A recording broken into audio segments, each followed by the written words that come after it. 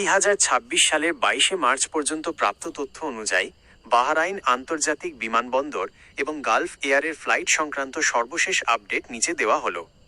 বর্তমানে বাহরাইনের আকাশসীমা বন্ধ থাকায় সরাসরি ফ্লাইট চলাচলে বড় ধরনের বিঘ্ন ঘটছে।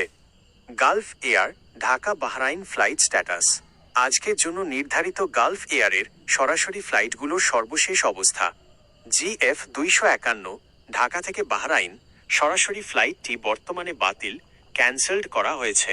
GF 249 ঢাকা থেকে বাহরাইন এই ফ্লাইটটিও আজ চলাচলের তালিকায় নেই বা বাতিল করা হয়েছে। বিকল্প ব্যবস্থা গালফ এয়ার বর্তমানে সৌদি আরবের দাম্মাম হয়ে সীমিত আকারে বিশেষ ফ্লাইট পরিচালনা করছে।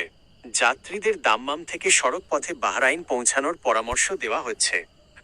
বাহরাইন বিমানবন্দর ও আকাশসীমা আপডেট।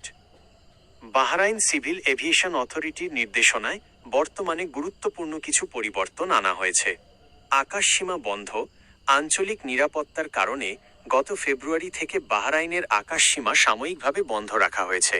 আজ 22 মার্চ 2026 পর্যন্ত এই নিষেধাজ্ঞা বহাল আছে।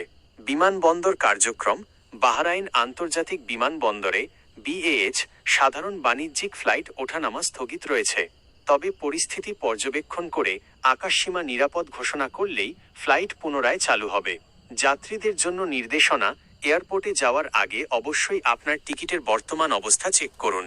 সরাসরি এয়ারপোর্টে না গিয়ে গালফ এয়ারের হটলাইন বা অ্যাপের মাধ্যমে যোগাযোগ করা নিরাপদ। রিফান্ড এবং বুকিং পরিবর্তন। আপনি যদি গালফ এয়ারের যাত্রী হয়ে থাকেন তবে আপনার জন্য নিচের সুবিধাগুলো প্রযোজ্য হতে পারে। ফ্রি রিবুকিং আগামী 31 মার্চ 2026 পর্যন্ত ট্রাভেল ডেট থাকলে যাত্রীরা কোনো অতিরিক্ত ফি ছাড়াই টিকিট পরিবর্তন করতে পারবেন।